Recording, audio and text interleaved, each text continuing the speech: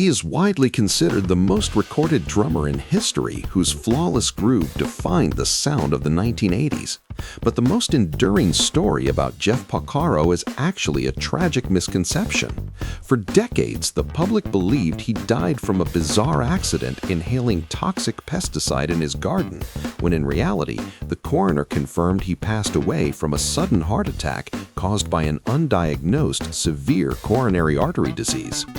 When Eddie Van Halen recorded his blistering guitar solo from Michael Jackson's Beat It, the studio engineers actually cut the master tape to fit the solo, completely ruining the song's synchronization and click track. The groove was utterly destroyed. Producer Quincy Jones called Jeff Porcaro in a panic. Porcaro went into the studio, listened to the disjointed, out-of-time tracks, and managed to manually play a flawless drum track that magically glued the entire broken song back together using nothing but his own internal rhythm.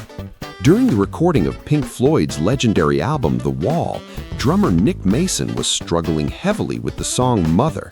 The track constantly shifts between awkward 5/4 and 4/4 time signatures, and Mason couldn't get the feel right. Frustrated, the band brought in a 25-year-old Jeff Porcaro. Porcaro sat down at the kit and flawlessly nailed the incredibly complex timing almost immediately, earning him the permanent drum credit on one of Pink Floyd's most famous songs. The drum beat for Toto's hit Rosanna is arguably the most famous and studied drum groove in modern music. Porcaro didn't invent it from scratch. He openly admitted he stole it and mashed it together.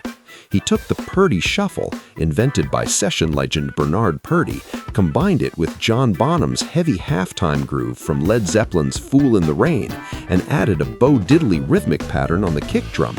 The result was a groove so complex and uniquely Jeff that thousands of drummers still struggle to replicate its exact feel today. Porcaro was in such incredibly high demand that he frequently had to turn down the biggest rock bands on the planet. Bruce Springsteen famously offered him a staggering amount of money, reportedly $1 million, to join the E Street Band for a massive world tour.